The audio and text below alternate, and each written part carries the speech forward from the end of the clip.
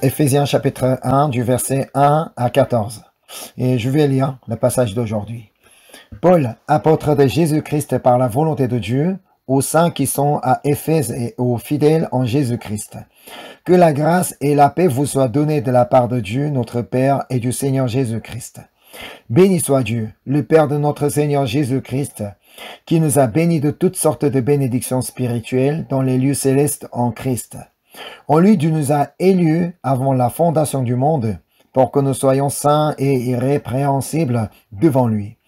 Nous ayons prédestinés dans son amour à être ses enfants d'adoption par Jésus-Christ, selon le bon plaisir de sa volonté, à la louange de la gloire de sa grâce qu'il nous a accordée en son bien-aimé.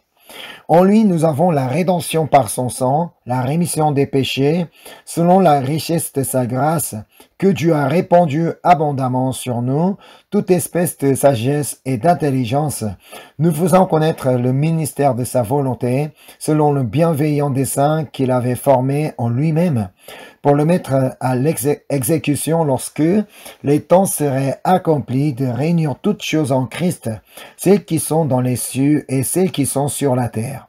En lui, nous sommes aussi devenus héritiers, ayant été prédestinés suivant la résolution de celui qui opère toutes choses d'après le conseil de sa volonté, afin que nous servions à la louange de sa gloire, nous qui d'avance avons espéré en Christ. En lui, vous aussi, après avoir entendu la parole de la vérité, l'évangile de votre salut, en lui vous avez cru et vous avez été scellés du Saint-Esprit qui avait été promis, lequel est un gage de notre héritage pour la rédemption de ceux que Dieu s'est acquis à la louange de sa gloire. Amen. En fait, on peut dire que l'Épître aux Éphésiens est l'un des meilleurs livres de la Bible pour découvrir ce qu'est l'Évangile. En fait, les 4 évangiles parlent eux-mêmes sur la vie de Jésus-Christ, sur Jésus-Christ lui-même. Mais encore, on peut dire que l'Épître aux Éphésiens partage un noyau central de l'Évangile de Jésus-Christ. C'est pourquoi il nous est vraiment important de l'étudier. Avant de traiter le texte, nous avons besoin de connaître dans quelles circonstances, dans quel contexte cette épître a été écrite, afin de mieux la comprendre. D'après le premier verset, nous apprenons que c'est Paul qui est l'auteur de cette épître. Donc le verset 1, Paul, apôtre de Jésus-Christ par la volonté de Dieu, aux saints qui sont à Éphèse et aux fidèles en Jésus-Christ. Paul lui-même dévoile que celui qui a écrit cette épître est Paul. Et encore, il a destiné cette épître, cette lettre, aux croyants qui étaient à Éphèse. On apprend aussi que Paul se présente comme apôtre de Jésus-Christ par la volonté de Dieu. Ici, quand Paul se présente de telle manière, parce qu'à l'époque, la polémique à propos de l'apostolat de Paul s'était engagée. Évidemment, on se demandait comment il est devenu apôtre. Il ne faisait pas partie des disciples de Jésus. Il n'était pas quelqu'un qui suivait Jésus, qui a été formé par Jésus. En plus, il était, comme nous savons, il était l'un des plus grands persécuteurs de ceux qui croyaient en Jésus. Alors, nous savons très bien qu'il était un grand persécuteur et lui, il n'était pas un des disciples de Jésus. Mais du coup, un jour, il est devenu un apôtre qui annonce l'évangile de Jésus-Christ. C'est la raison pour laquelle Paul dit qu'il est devenu apôtre par Jésus-Christ. Parce que Jésus-Christ l'a choisi par la volonté de Dieu. Donc, il voulait vraiment expliquer que il s'est pas fait apôtre. C'est pas lui-même qui a décidé d'être apôtre de Jésus-Christ, mais c'est Jésus-Christ qui l'a choisi. C'est pourquoi il est devenu l'apôtre par Jésus-Christ. En fait, Paul commence véritablement son ministère en 46 après Jésus-Christ, 14 ans après sa conversion. Depuis sa conversion, jusqu'au vraiment, jusqu'à ce qu'il commence ses voyages de mission, il fallait attendre 14 ans, et c'est en 46 après Jésus-Christ qu'il a pu véritablement commencer son ministère. Et jusqu'en 57 après Jésus-Christ, il réalise 3 voyages de mission auxquels il implante au moins 8 églises dans différentes régions. Pourtant, le territoire qu'il a parcouru durant ces 11 années était vraiment vaste. Il a parcouru des très longues distances. Il a parcouru donc en Asie et il est parti en Turquie d'aujourd'hui. Il était parti donc dans l'autre côté. Il a beaucoup voyagé. En plus, comme nous savons, il n'y avait pas de moyens de transport comme aujourd'hui. À l'époque, soit on prend le navire pour traverser la mer, sinon il fallait marcher. Il fallait marcher de ville en ville. Sinon, il n'y avait pas d'autre solution. Cela signifie, Paul n'a pas arrêté un moment dans son ministère. Il n'a pas arrêté, il a continué à marcher, il a continué à travailler, il a continué à annoncer l'évangile partout où il allait. Pour voyager ces différentes régions et pour implanter au moins 8 églises et pour former les croyants et encore pour évangéliser les non-croyants qu'il croise, 11 ans n'étaient pas suffisants. Parce qu'il a voyagé des longues distances et parce qu'il avait beaucoup de travail à faire, même si ces 3 voyages de 11 ans n'étaient pas très très longs. Mais ce n'était pas tout. Dans la 2e épître aux Corinthiens, Paul expose ce qu'il a connu durant ces années de mission. Il explique comme quoi il n'a pas connu que des moments de conversion, des moments de formation. Il y avait encore beaucoup plus de ça. Donc on va aller voir 2 Corinthiens, chapitre 11, versets 24 à 26. Je vais lire. 5 fois j'ai reçu des Juifs 40 coups moins 1. 3 fois j'ai été battu de verge. 1 fois j'ai été lapidé. 3 fois j'ai fait naufrage. J'ai passé 1 jour et 1 nuit dans l'abîme. Fréquemment en voyage, j'ai été en péril sur les fleuves, en péril de la part des brigands, en péril de la part de ceux de ma nation, en péril de la part des païens, en péril dans les villes, en péril dans les déserts, en péril sur la mer, en péril parmi les faux frères. Même en ayant une bonne santé, ces 3 voyages de mission n'allaient jamais être faciles. Mais il avait reçu, combien de fois? Il avait reçu 5 fois et 40 coups moins 1. Si on dit ici 40 coups moins 1, au lieu de dire 39 coups, car c'était le vocabulaire juridique de l'époque. On l'appelait comme ça. Donc si on avait ordonné de donner 40 coups, c'était la condamnation à mort. Mais le 30 coups, c'était pas vraiment la condamnation à mort, mais beaucoup de gens perdaient la vie donc rien qu'avec 39 coups. Parce que on battait avec un gros bâton. C'était pas un bâton un bâton de baseball comme ça, non. C'était un gros bâton et de très longue. Donc, même un homme avait du mal à soulever. C'est avec un tel bâton, on battait donc le criminel. Et souvent, donc, en tapant, donc, on brisait les os. On brisait les os de la personne qui fouettait. En plus, Paul dit qu'il a été battu de verge 3 fois. Et en plus, il a été lapidé. Et comme quoi, donc ce que dit comme dit la Bible, donc il était presque mort. Donc on considérait qu'il était vraiment mort. C'est pourquoi on l'avait jeté à l'extérieur de la ville. Mais c'est ainsi qu'il avait vraiment frôlé la mort. Donc parce qu'il a été lapidé. Alors vous imaginez dans quel état de santé se trouvait Paul. S'il a reçu 5 fois 40 coups moins 1. Ça veut dire qu'il pouvait avoir donc des jambes cassées et des bras cassés même le dos cassé. Donc si on avait un os cassé, ça ne se recolle pas assez facilement. Du même, ainsi que lui, il avait beaucoup de difficultés, beaucoup de souffrances physiques durant ses voyages de mission. Mais lui, il n'a pas arrêté de voyager pour l'évangélisation tant qu'il avait la possibilité de se déplacer. C'est vraiment très fort. Paul était quelqu'un qui était vraiment très fort spirituellement. Ainsi, lui, après ces 3 voyages, il revient à Jérusalem après 11 années de voyage de mission. Mais ce qui lui attendait à Jérusalem n'était pas le repos, n'était pas la fête, n'était pas quelque chose de bien. Mais ce qui lui attendait, c'était la fausse accusation. Comme quoi il a violé la loi de Dieu en faisant entrer un païen dans le temple. Parce que la loi de Moïse interdisait que les païens entrent dans le temple. Donc on va aller voir donc cette scène. On va aller voir les Actes chapitre 21 du verset 27 à 29. Je vais lire.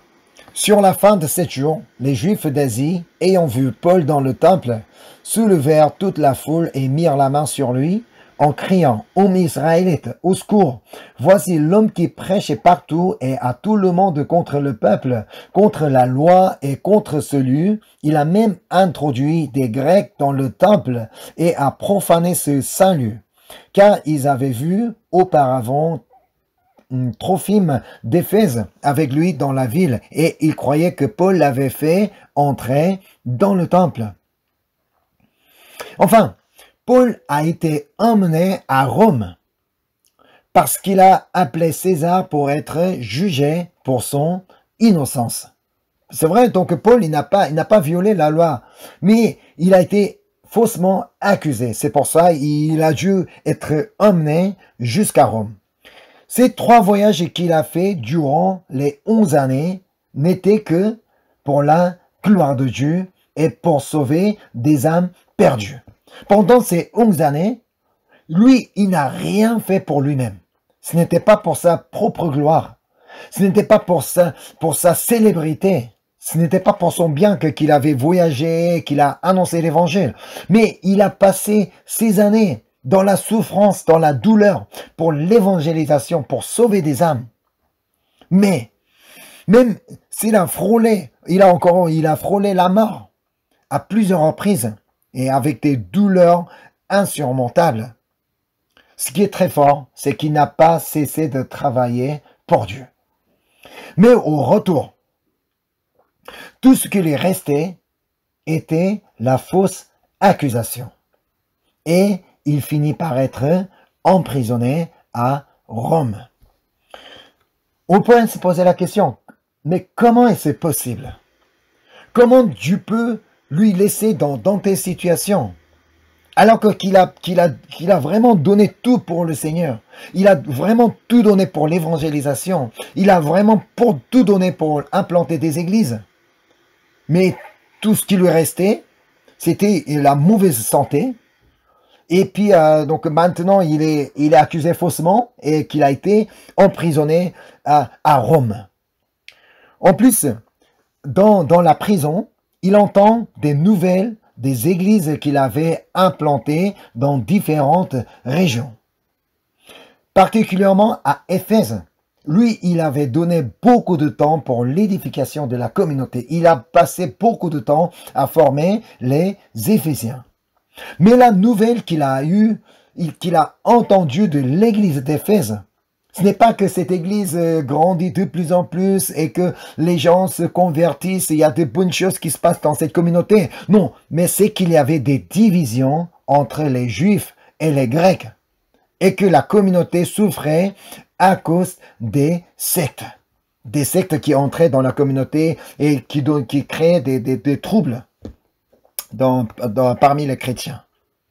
Alors, on ne voyait rien de bon dans la vie de Paul. Il a souffert, il a donné beaucoup de choses, il a vraiment tout donné pour l'évangélisation, pour implanter des églises. Mais maintenant, alors qu'il a tout fait pour édifier les églises, mais il entend parler que cette église est en division et qu'il y a beaucoup de problèmes dans ces églises.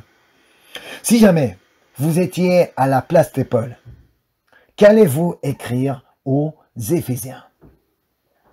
Non pas seulement il apprend la mauvaise nouvelle de leur part, mais de plus dans sa situation, il ne pouvait dire rien de bon.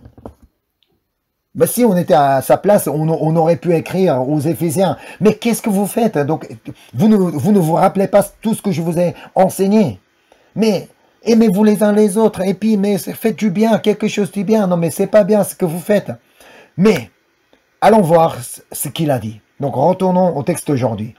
On va retourner à l'épître aux Éphésiens, chapitre 1, versets 1 et 2. Paul, apôtre de Jésus-Christ par la volonté de Dieu, aux saints qui sont à Éphèse et aux fidèles en Jésus-Christ, que la grâce et la paix vous soient données de la part de Dieu, notre Père, et du Seigneur Jésus-Christ. Après tout ce qu'il a vécu, et après avoir entendu la mauvaise nouvelle de l'église d'Éphèse, il commence son épître avec une salutation. Que la grâce et la paix vous soient données de la part de Dieu notre Père et du Seigneur Jésus-Christ, comme s'il ne s'était rien passé. Comme si tout allait bien à l'église d'Éphèse. Comme si tout allait bien dans la vie de Paul. Et encore, voyons comment il reprend sa phrase au verset 3. Béni soit Dieu! Béni soit Dieu, le Père de notre Seigneur Jésus-Christ, qui nous a bénis de toutes sortes de bénédictions spirituelles dans les lieux célestes en Christ. Lui, Paul, n'était pas du tout dans une situation où il pouvait dire « Béni soit Dieu ». Lui, il n'était pas dans une situation où il pouvait dire que Seigneur Jésus-Christ qui nous a bénis de toutes sortes de bénédictions spirituelles dans les lieux célestes en Christ. Lui, il était complètement éloigné des bénédictions. Tout ce qu'il a subi, tout ce qu'il a connu dans sa vie, était vraiment très très loin de bénédictions qu'on peut dire. Malgré les nombreuses épreuves et difficultés auxquelles Paul a été confronté dans son ministère, ce qui est vraiment très très fort, c'est qu'il ne s'est jamais plaint ni montré de mécontentement. C'est surprenant, hein? Alors que tout ce qu'il a subi, ça devait être extrêmement difficile à supporter. Mais il ne s'est jamais plaint ni montré de mécontentement. On comprend pourquoi Dieu l'a choisi comme son apôtre. Et d'après Philippiens chapitre 3, versets 13 à 14, on comprend aussi comment Paul a pu surmonter toutes ces épreuves sans plaindre. On va aller voir à l'épître aux Philippiens, chapitre 3, versets 13 et 14. Je vais lire. « Frères, je ne pense pas l'avoir saisi, mais je fais une chose, oubliant ce qui est en arrière et me portant vers ce qui est en avant. Je cours vers le but pour remporter le prix de la vocation céleste de Dieu en Jésus-Christ. » Amen. Lui, il ne pensait qu'au prix de la vocation céleste de Dieu en Jésus-Christ. Lui, il ne regardait pas son environnement. Il ne regardait pas sa situation. Tout ce qu'il pensait, c'est le prix de la vocation céleste de Dieu en Jésus-Christ. Donc, il voulait que les croyants éphésiens, les chrétiens éphésiens, aient la même pensée que lui. D'ailleurs, c'est ce qu'on peut lire dans le texte aujourd'hui. En fait, dans la version française, dans la Bible de version française, il semble que les versets 3 à 14 sont écrits avec plusieurs phrases. Mais en grec, dans la langue originelle, ce texte ne fait qu'une seule phrase. Du verset 3 à 14, tout ça, c'est une seule phrase. Ça veut dire que c'est une très très longue phrase. Et quand on a écrit quelque chose d'une manière de très longue, une phrase aussi longue, parce que Paul a voulu transmettre un message très très important parce qu'il voulait vraiment partager un message hyper important à ses lecteurs. C'est sur quoi nous allons nous intéresser aujourd'hui. Tout d'abord, afin de comprendre ces textes, nous devons savoir qu'il est composé en 3 parties. Du verset 3 à 14, donc ce passage est composé en 3 parties. La première partie est du verset 3 à 6 et la seconde est du verset 7 à 12 et enfin la dernière est du verset 13 et 14. Dans ce cas, comment fait-on pour savoir s'il est composé de 3 parties? En lisant ce passage, on peut rendre compte qu'il y ait une répétition. Et cette répétition permet de reconnaître la fin de chaque partie. Là, on va relire les versets 6, 12 et 14. On va relire les versets 6, 12 et 14. Et essayez de repérer vous-même ce qui est répété à chaque partie. Je vais lire le verset 6. À la louange de la gloire de sa grâce qui nous a accordé en son bien-aimé. Et le verset 12. Afin que nous servions à la louange de sa gloire, nous qui d'avance avons espéré en Christ. Et le verset 14. Lequel est un gage de notre héritage pour la rédemption de ce que Dieu s'est acquis à la louange de sa gloire. Est-ce que vous avez remarqué la répétition? Dans la version que je viens de lire, ce qui est répété est à la louange de la gloire. Et dans une autre version de Bible, c'est célébrer la gloire. C'est ce qui est répété pour ces 3 versets. C'est ainsi que nous pouvons subdiviser un passage. Parce que en mettant donc des mots répétés, on pouvait donc subdiviser ces passages sous 3 parties. Alors, on va aller voir le message que donne chaque partie du texte. Donc, la première partie explique ce que Dieu le Père fait pour nous sauver. Donc, la première partie explique ce que Dieu le Père fait pour nous sauver. On va lire le verset 3. Béni soit Dieu, le Père de notre Seigneur Jésus-Christ, qui nous a bénis de toutes sortes de bénédictions spirituelles dans les lieux célestes en Christ. La première chose que notre Dieu, le Père, a faite, c'est qu'il nous a bénis de toutes sortes de bénédictions spirituelles dans les lieux célestes en Christ. Oui, notre Dieu nous a déjà bénis de toutes sortes de bénédictions spirituelles. Ce n'est pas qu'il nous bénira dans l'avenir. Ce n'est pas une promesse qu'il nous donnera la bénédiction dans l'avenir. Non. Il a déjà béni. Il est écrit au passé. Notre Dieu nous a déjà bénis de toutes sortes de bénédictions spirituelles. Mais à savoir que ce ne sont pas les bénédictions que nous désirons sur la terre. Les bénédictions que nous imaginons généralement, donc comme la richesse, la réussite, la longévité, le mariage, la célébrité, l'autorité, etc. Il faut savoir que ce sont toutes sortes de bénédictions spirituelles. Ce sont les versets suivants qui nous expliquent quelles sont ces bénédictions spirituelles. On va lire le verset 4. En lui, Dieu nous a élus avant la fondation du monde pour que nous soyons saints et irrépréhensibles devant lui. Tout d'abord, que nous sommes élus avant la fondation du monde. C'est ça la bénédiction spirituelle. Élus pour que nous soyons saints et irrépréhensibles devant lui. En aucun cas, nous ne pouvons jamais nous-mêmes être saints.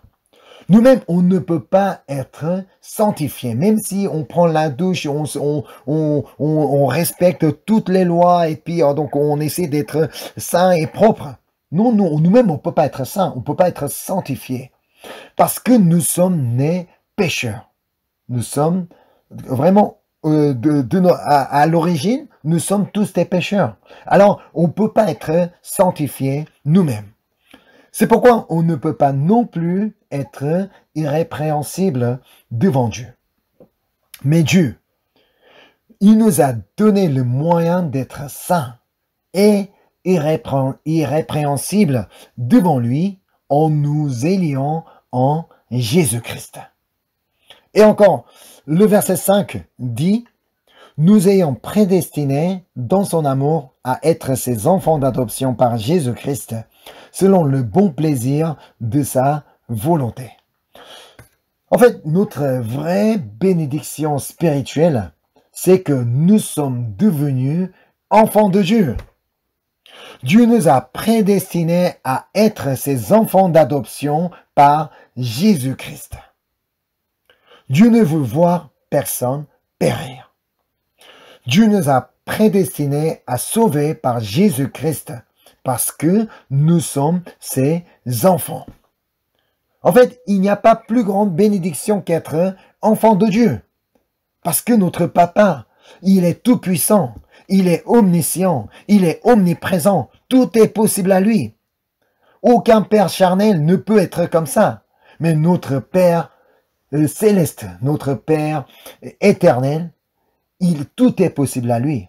Alors il n'y a pas plus grande bénédiction qu'être enfant de Dieu.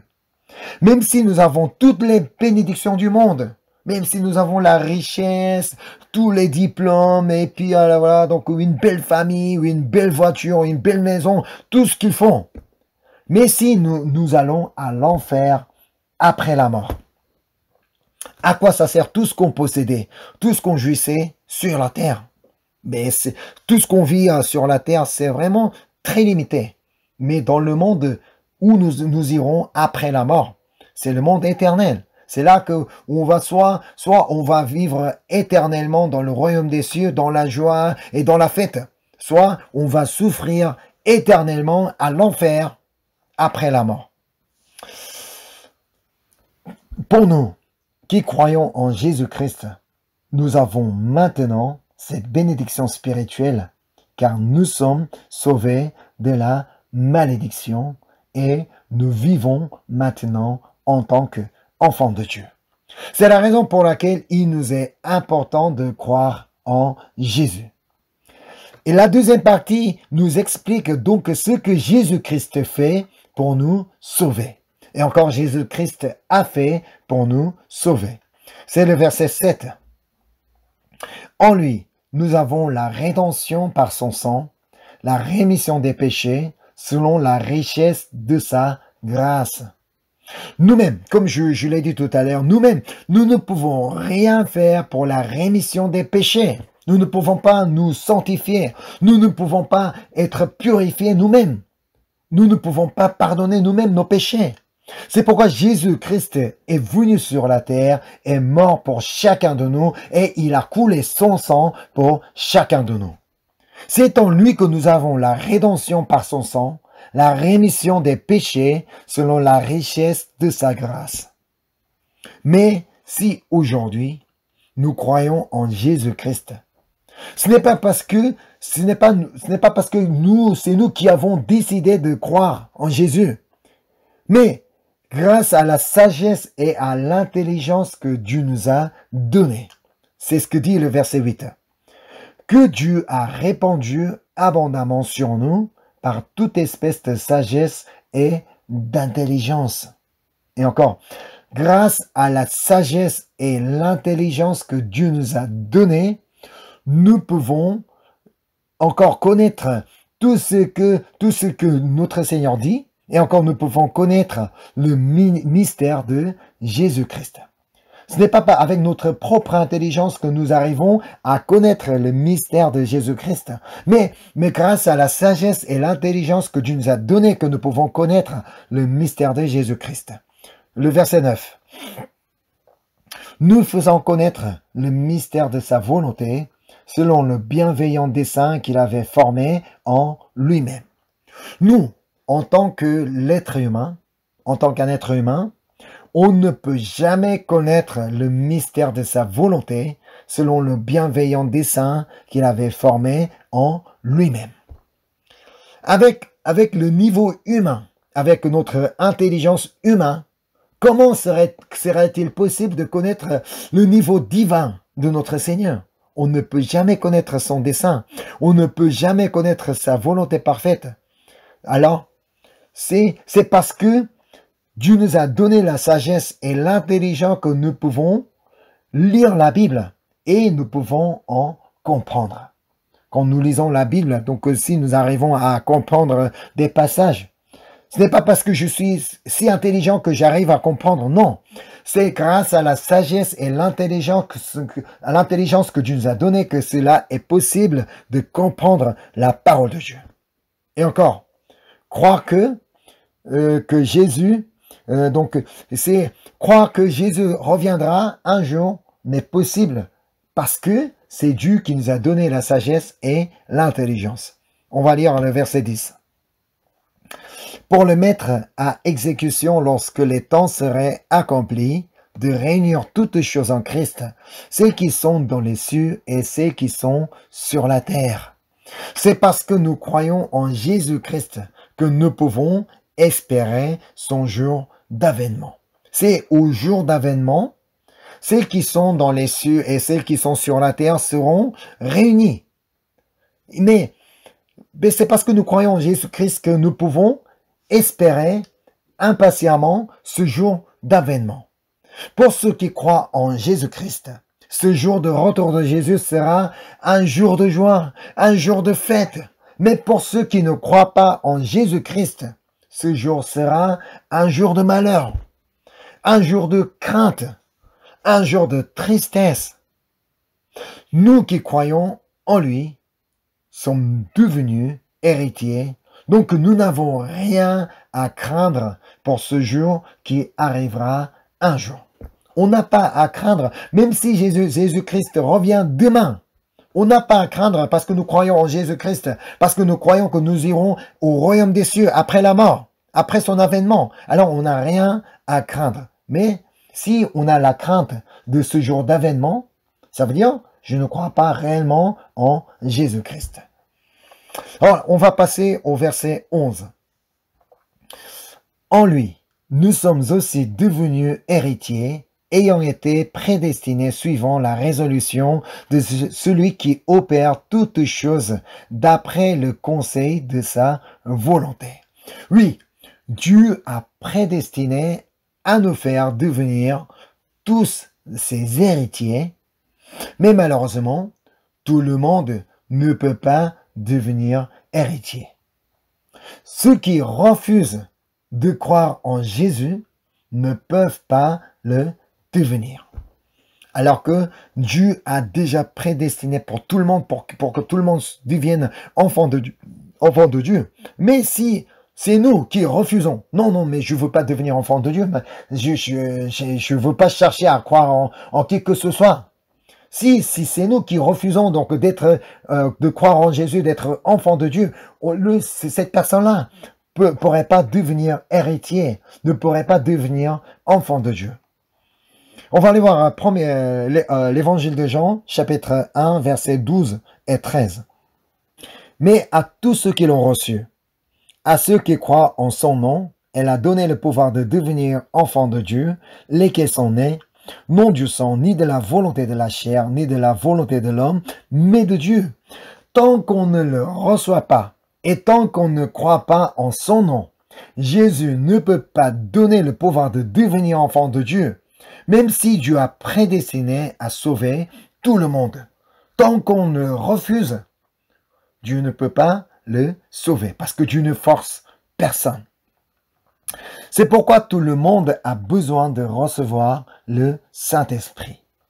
Ainsi, la troisième partie nous explique ce que le Saint-Esprit fait pour nous sauver. On va revenir au texte aujourd'hui, le verset 13. En lui, vous aussi, après avoir entendu la parole de la vérité, l'évangile de votre salut, en lui vous avez cru et vous avez été scellés du Saint-Esprit qui avait été promis. Même si nous avons entendu la parole de la vérité, l'évangile de notre salut, tant que nous n'avons pas la sagesse et l'intelligence que Dieu nous a données, on ne peut pas en comprendre ni en croire. Cela devient impossible. Lorsque c'est parce que Dieu nous a donné la sagesse et l'intelligence qu'on arrive à comprendre donc la parole de la vérité, qu'on arrive à croire en l'évangile de notre salut. Il ne faut jamais imaginer que nous pouvons comprendre nous-mêmes et croire nous-mêmes. Ce n'est pas parce qu'on est intelligent, parce qu'on est intellectuel qu'on arrive à croire en Jésus-Christ, qu'on arrive à croire à toutes les paroles de Dieu. Non. C'est grâce à la sagesse et l'intelligence que Dieu nous a donné que cela devient possible. Tout n'est possible que par la grâce de Dieu et encore par l'aide du Saint-Esprit. On va aller voir 1 Corinthiens chapitre 12, verset 3. C'est pourquoi je vous déclare que nul, s'il parle par l'Esprit de Dieu, ne dit « Jésus est anathème » et que nul ne peut dire « Jésus est le Seigneur » si ce n'est par le Saint-Esprit. Alors aujourd'hui, si nous déclarons que Jésus est le Seigneur, tu es mon Seigneur, ce n'est pas nous. C'est le Saint-Esprit qui est en nous, qui nous fait déclarer, qui nous fait proclamer que Jésus est le Seigneur. Et encore, 1 Corinthiens chapitre 2 verset 10, on n'a pas besoin de chercher, je vais lire. Dieu nous les a révélés par l'Esprit, car l'Esprit sont de tout, même les profondeurs de Dieu. C'est l'Esprit Saint qui nous fait connaître la volonté de Dieu. C'est l'Esprit Saint qui nous aide à comprendre donc le dessein de Dieu. C'est ça. C'est pourquoi le verset 14 dit, on revient au texte aujourd'hui, Éphésiens chapitre 1, verset 14. Lequel est un gage de notre héritage pour la rédemption de ce que Dieu s'est acquis à la louange de sa gloire. Voilà, donc c'est le Saint-Esprit qui nous confirme, qui nous garde et qui nous confirme la rédemption de ce que Dieu s'est acquis. Voilà, c'est un message très important pour nous tous, pour notre salut. Il faut savoir que nous-mêmes, nous ne pouvons rien faire. Nous ne pouvons pas nous sauver. Nous ne pouvons être sauvés que par la grâce de Dieu. Tout ce que notre Seigneur nous demande de faire, c'est de croire en Jésus-Christ. De croire vraiment en Jésus-Christ. C'est le message que Paul a voulu faire entendre aux Éphésiens. C'est vraiment un message important qu'il voulait faire transmettre aux Éphésiens. Et vous là, écoutez, vous êtes trop attachés aux choses qui sont non essentielles. C'est parce que vous êtes attachés aux choses non essentielles que vous cherchez à préjuger quelqu'un, juger quelqu'un et condamner quelqu'un. C'est pourquoi il y a des divisions. Non, mais ce n'est pas parce qu'on est juif qu'on est sauvé automatiquement. Ce n'est pas parce qu'on est un grec, on est un païen qu'on ne peut pas être sauvé. Non. Tout le monde peut être sauvé si on croit en Jésus-Christ. Alors nous devons nous focaliser sur ce qui est essentiel. C'est Jésus-Christ. Donc ce qui est essentiel, c'est Dieu le Père. C'est Jésus-Christ le Fils, le Saint-Esprit que Dieu nous a envoyé. C'est sur quoi vous devez vous intéresser. Si vous restez concentré sur ce qui est essentiel, sur ce qui est évangile, vous n'allez pas être séduit et trompé par la doctrine des sectes. C'est ce que l'apôtre Paul a voulu transmettre comme message aux Éphésiens. C'est pareil pour nous. Nous devons absolument nous focaliser sur ce qui est essentiel. Ne perdons pas notre temps pour ce qui est non essentiel. Donc, nous devons vraiment nous focaliser, concentrer sur l'évangile de Jésus-Christ. Nous devons vraiment focaliser sur Dieu notre Père et sur Jésus-Christ le Fils, sur le Saint-Esprit. Parce que c'est lui qui nous a donné la sagesse et l'intelligence pour comprendre sa parole. Et c'est le Saint-Esprit qui est en nous qui nous aide à croire en Jésus, à déclarer que Jésus est le Seigneur. Si on va au-delà de tout ça, tout ça, c'est non essentiel. Alors, nous devons absolument nous focaliser sur ce qui est essentiel. Voilà, donc c'est le message que le premier chapitre de Éphésiens nous donne aujourd'hui. Je vais prier. Merci Seigneur. Merci parce que tu nous as donné cette grâce de nous rassembler ce soir. Et c'est par ta grâce que nous sommes sauvés, Seigneur. C'est parce que tu nous as donné la sagesse et l'intelligence que nous pouvons écouter ta parole. Nous pouvons étudier ta parole. Nous pouvons comprendre ta parole. C'est tout est grâce, Seigneur. Nous, on n'a vraiment rien fait. On ne peut rien faire pour nous sauver, pour nous purifier, pour nous sanctifier. Nous, on ne peut rien faire. Mais c'est toi qui nous as, parce que tu nous as aimés, que tu nous as choisis comme enfants de Dieu. Tu nous as donné ce privilège d'être tes enfants, Seigneur. Merci pour ta grâce. Et nous voulons vraiment aujourd'hui nous concentrer, nous focaliser sur ce qui est essentiel, donc sur l'évangile de Jésus-Christ. Nous voulons vraiment fixer nos regards sur toi, Seigneur, et que nous voulons toujours donc courir vers ce but, donc ce prix de vocation, nous voulons tous aussi courir comme l'apôtre Paul a fait. Merci encore une fois pour tout ce que tu as fait dans notre vie, et encore pour tout ce que tu vas faire dans notre vie. Je te prie au nom de Jésus-Christ. Amen.